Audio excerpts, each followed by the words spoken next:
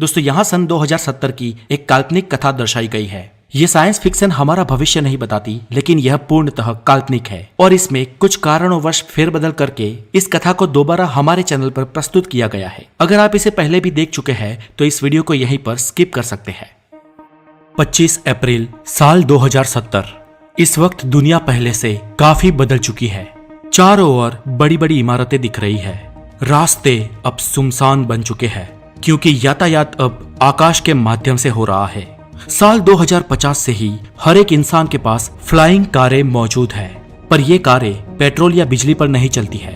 पृथ्वी पर से पेट्रोलियम तो 20 साल पहले ही खत्म हो चुका है, पर इंसान ने ऊर्जा की आपूर्ति के लिए एक नई आधुनिक खोज की है और वो है हीलियम 3।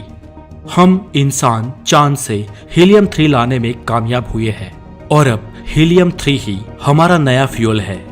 पृथ्वी के आसपास बहुत सारे स्पेस स्टेशंस और अंतरिक्ष होटलें खड़ी है और इंसान अब एंटरटेनमेंट के लिए वर्चुअल रियलिटी का उपयोग करता है।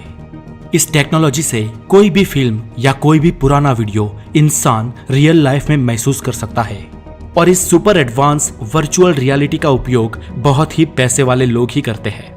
इसके लिए इंसान के दिमाग में एक छोटा सा हॉल करके उसके अंदर न्यूरो सेल्स फिट किए जाते हैं और इन न्यूरो सेल्स के माध्यम से किसी भी वर्चुअल फिल्म को या अपने खुद के पुराने वीडियोस का इंसान उसके वास्तविक रूप में अनुभव कर सकता है।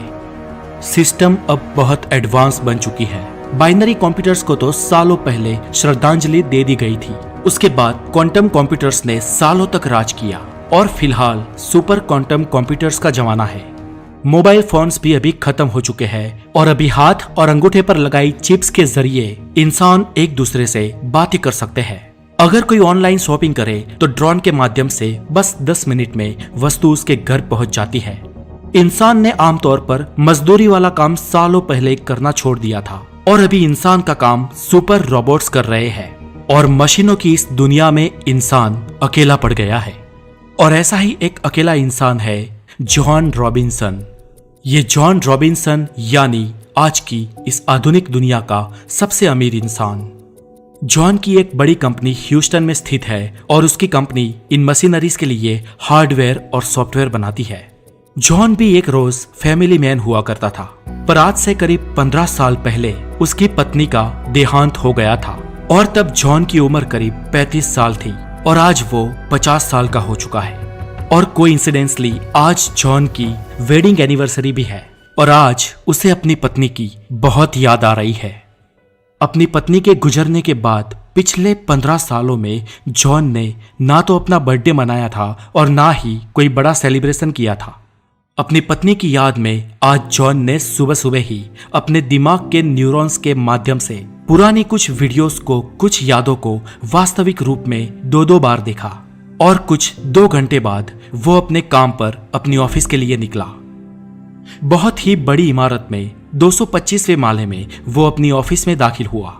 आज जॉन का ऑफिस में भी मन नहीं लग रहा था क्योंकि ऑफिस में भी उसको अपनी पत्नी की याद आ रही थी और तभी अचानक उसका ध्यान तोड़ते हुए उसकी सेक्रेटरी का फोन बजा। उसकी सेक्रेटरी ने उसे कहा कि सर, आज आपकी अपॉइंटमेंट वायलेट स्पेस कंपनी के एमडी मिस्टर अविनाश के साथ है। मिस्टर अविनाश आपको मिलना चाहते हैं। ओके सर, अविनाश को अंदर भेजिए। ऐसा कहते हुए जॉन ने फोन रख दिया। Good morning sir, I am Avinash. ऐसा कहते हुए अविनाश ने जॉन से हाथ मिलाया। Yes Avinash, please seat, John ने कहा।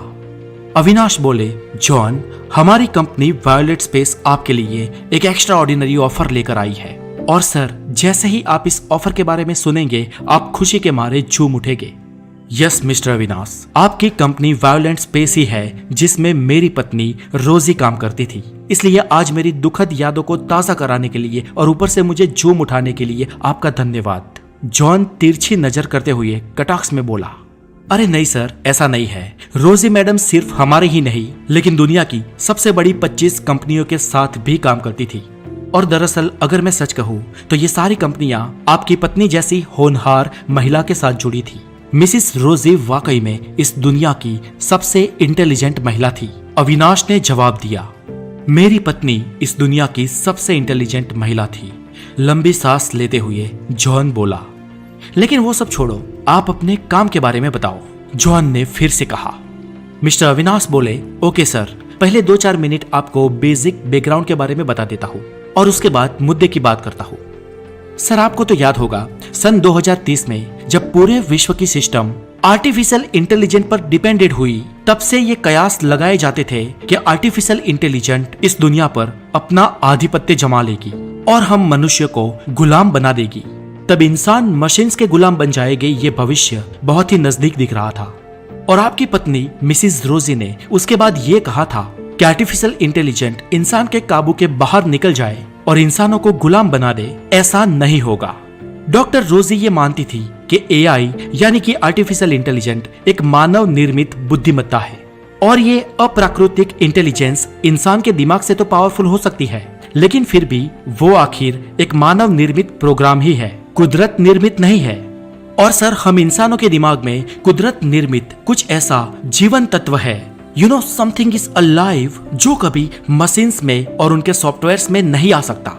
ये कुछ ऐसी बायोलॉजिकल जीवन ऊर्जा है जिससे मशीन्स हमेशा ही अछूते ही रहेंगे और इसलिए एआई कभी भी इंसान के काबू के बाहर नहीं जाएगी। सर, आप तो जानते हैं कि कई लोगों ने रोजी मैडम का विरोध किया था, लेकिन आज हम 2070 के साल में जी रहे हैं और इतने सालों बाद भी आज हम ये देख पा रहे हैं कि आर्टिफिशियल इंटेलिजेंस हमारे काबू में है और आज रोजी मैडम सही साबित हुई है। सर, हम इंसान अपनी बुद्धि से इतने विकसित हुए हैं और हम रोबोट्स और मशीन्स पर आधिपत्य जमाने के लिए ही जन्मे हैं। इसलिए सर, हमें कुछ नियमों में अब छूटछाट लेनी चाहिए और हमारी आज की टेक्नोलॉजी को और ज्यादा विकसित करना चाहिए। हमने आज तक ब्रह्मांड को समझा है, कई सारी चीजें डेवलप की है और उनमें प्रोग्रेस कर ली है, लेकिन सर आज भी हम मृत्यु पर विजय नहीं पा सके हैं और अब वक्त आ गया है कि हम मृत्यु पर जीत हासिल करें। सर, अगर हम सब कुछ कर सकते हैं तो किसी मरे हुए इंसान को जिंदा क्यों नहीं कर सकते? अविनाश एक जोश के साथ बोले। मतलब आप कहना क्या चाहते हैं अविनाश? जॉन आश्चर्य से बोले। सर, मैं बात को ज्यादा घुमाऊंगा नहीं। मैं अगर सीधी बात करूं तो हम मिसिज रोजी को जिंदा करना चाहते हैं, हम उन्हें वापस लाना चाहते हैं। सॉफ्टवेयर इंडस्ट्री को उनकी जरूरत है और सर आपको भी। No, it's impossible. ऐसा कैसे हो सकता है? जॉन उग्र होकर बोले। सर, हमने सालों की मेहनत के बाद इस इम्पॉसिबल काम को पॉसिबल कर दिखाया है। हमने हाई फ्रीक्वेंसी स्पिरिट इंजन को तैयार किया है और जैसे कि हम सब जानते हैं, यह ब्रह्मांड स्पेस टाइम की एक चादर से बना है और इस चादर के बीच ऑब्जेक्ट जितना मैसिव होगा वो उतना ही गहरा गड्ढा बनाएगा और इस स्पेस टाइम के गड्ढे में समय और प्रकाश दोनों कर्व हो जाते हैं। और सर, हमारा ये नया मशीन स्पेस टाइम को काफी हद तक मरोड़ देगा और तब एक छोटा सा नैनो ब्लैक होल पैदा होगा। सर, जैसे ही हम इस ब्लैक होल में कोई इंफॉर्मेशन इनपुट करेंगे, ये ब्लैक होल एक आत्मिक फ्रीक्वेंसी को आउटपुट करेगा और ये सब हॉकिंग्स रेडिएशन सिद्धांत पे होगा। सर, हम ये मानते हैं कि ये जो नैनो ब्लैक होल जो हमें आत्मिक एनर्जी या आत्मिक फ्रीक्वेंसी का आउटपुट देगा, वो किसी मरे हुए इंसान की आत्मिक फ्रीक्वेंसी होगी। सर, पूरा ब्लूप्रिंट तैयार है, पूरी थियरी तैयार है। आज तक ऐसा किसी ने किया नहीं है, लेकिन हम आज ये करने जा रहे हैं। अविनाश ये कहते हुए बहुत ही उत्साहित थे। मिस्टर अविनाश, मुझे आपकी बात पर विश्वास ही नहीं हो रहा। क्या मैं अपनी वाइफ को वापस देख पाऊंगा? पर आखिरकार वो कैसे? और अब तो उसका शरीर भी नष्ट हो चुका है और आप जिस आत्मिक फ्रीक्वेंसी की बात कर रहे हैं जिसे नैनो ब्लैक होल आउटपुट करेगा, वो रोजी की ही होगी, ऐसा आप कैसे कह सकते हैं? जॉन के मन में अब अपनी पत्नी रोजी को मिलने की महत्वाकांक्षा जाग उठी थी। सर, मैडम रोजी खुद एक आर्टिफिशियल इंटेलिजेंट एक्सपर्ट थे और उन्होंने अपनी आत्मिक फ्रीक्वेंसी पर बहुत काम किया था और उन्होंने इसे एक जगह पर स्टोर कर भी रखा था। सर, आपकी वाइफ की वॉइस फ्रीक्वेंसी, उनकी हार्ट बीट्स, उनकी डीएनए प्रिंट, उनकी रेटिना और सबसे खास उनकी मेमोरी, ये सारी चीजें एक सुपर स्टोरेज में सेव करके रखी हुई है और हम उस नैनो ब्लैक होल में इसी इंफॉर्मेशन को डालेंगे। सर, आप विश्वास रखिए, उसमें से जो आउटपुट निकलेगा वो मैडम रोजी की ही आत्मिक फ्रीक्वेंसी होगी। सर, इस फ्रीक्वेंसी को हम एक क्वांटम कंप्यूटर में सेव कर लेंगे और ये क्वांटम सुपर कंप्यूटर ही रोजी मैडम होगे। क्या वाकई में ऐसा हो सकता है? रोजी उस कंप्यूटर में आ सकती है और मैं अपने दिमाग के न्यूरॉन्स उस कंप्यूटर के साथ कनेक्ट करके रोजी को मिल सकता हूँ? जी सर, ठीक ऐसा ही होगा।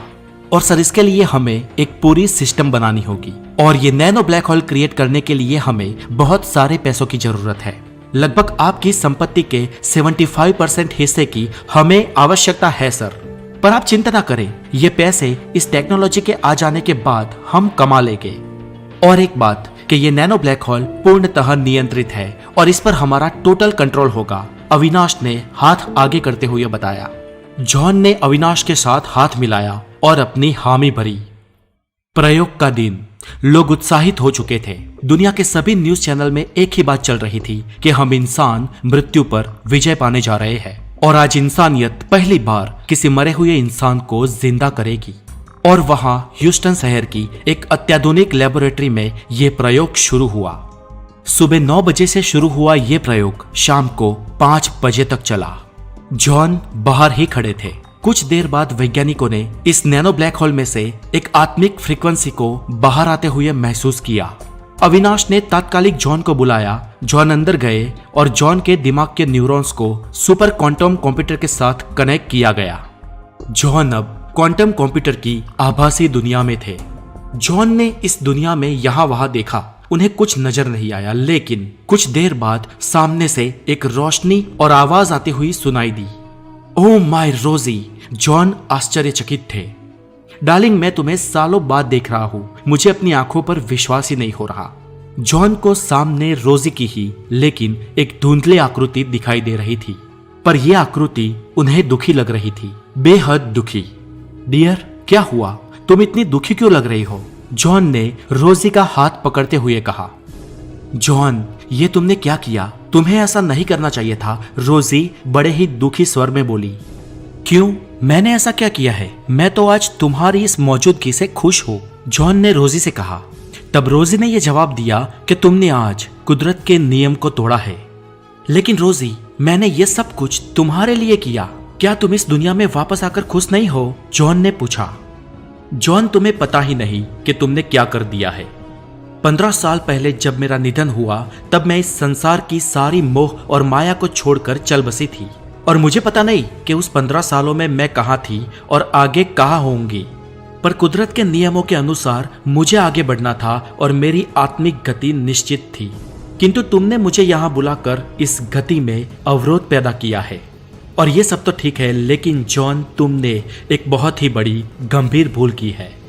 मैंने भूल की है? रोजी, ऐसा तो क्या किया है मैंने? जॉन उग्र स्वभाव से बोला। जॉन, तुम्हें पता है, जब मैं जिंदा थी तब मैंने कहा था कि ये आर्टिफिशियल इंटेलिजेंस, रोबोटिक कंप्यूटर्स और ये रोबोट्स कभी इंसान को गुलाम नहीं बना सकते।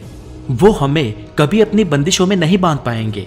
पता है मैंने ऐसा क्यों कहा था? क्योंकि कुदरत ने हम इंसानों के दिमाग में कुछ ऐसा दिया था जो इन सॉफ्टवेयर्स और मशीनों में नहीं था और जो शायद कभी आ भी नहीं सकता था।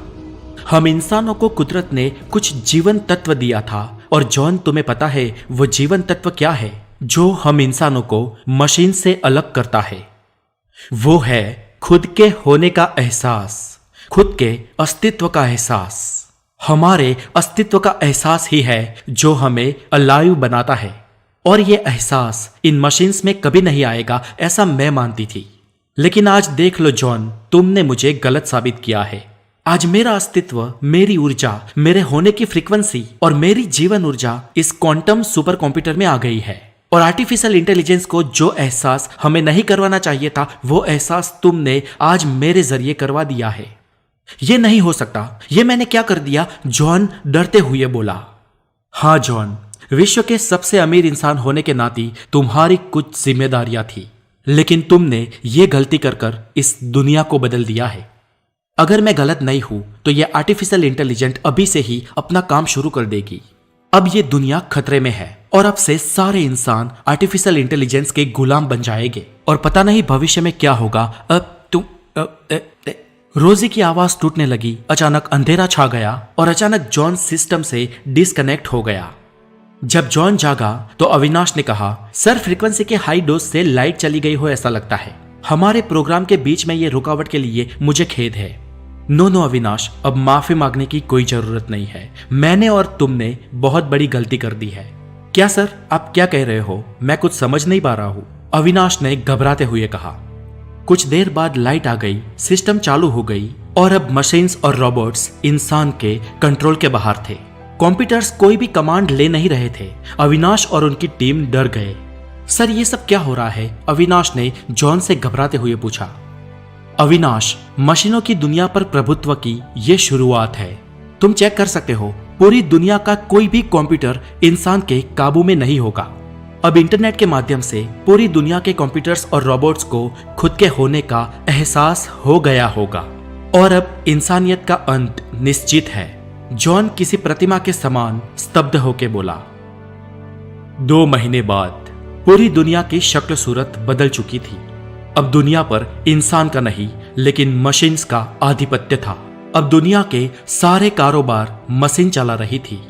अमीर और गरीब का कोई भी भेद नहीं था, क्योंकि अब सारे मनुष्य मशीनों के गुलाम थे और रोबोट्स ने विश्व स्तर पर अपनी आर्मी बना ली थी, जो आर्मी इंसानों को कंट्रोल करती थी। हमारी पृथ्वी खुद एक मैकेनिकल मशीन बन चुकी थी।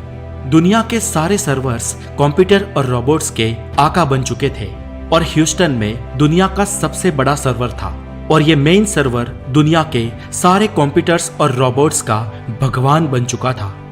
दुनिया के सभी छोटे बड़े, पुराने और नए सब कंप्यूटर्स और रोबोट्स इस सर्वर को अपना भगवान मानते थे और कंप्यूटर के इस भगवान का अंश दुनिया के प्रत्येक कंप्यूटर और प्रत्येक सिस्टम में था। मशीनें अब मालिक थी और इंसान गुलाम। ये इंसान की गुलामी की शुरुआत थी और इस शुरुआत का कारण था खुद के होने का एहसास। दोस्तों, ये काल्पनिक कथा आपको कैसी लगी मुझे कमेंट करके जरूर बताएं। फ्यूचर में हम ऐसे ही काल्पनिक साइंस फिक्शन के साथ मौजूद हो गए। तब तक के लिए अपना बहुत सारा ध्यान रखें और साइंटिफिक ज्ञान के लिए हमारे चैनल द नॉलेज को जरूर सब्सक्राइब करें। Have a good day, take care.